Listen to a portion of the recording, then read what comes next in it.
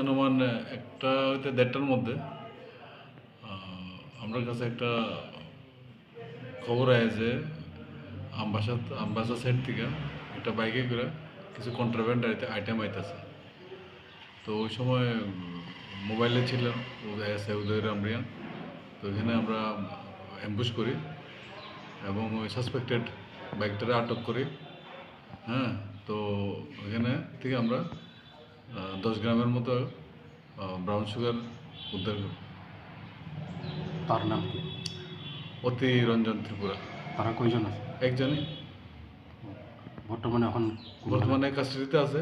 তার নাম একটা NDPS একটা কেস রেজিস্টার হইব। কোর্টে কবে পাঠানো হবে? ওটা কালকেই পাঠানো হইব।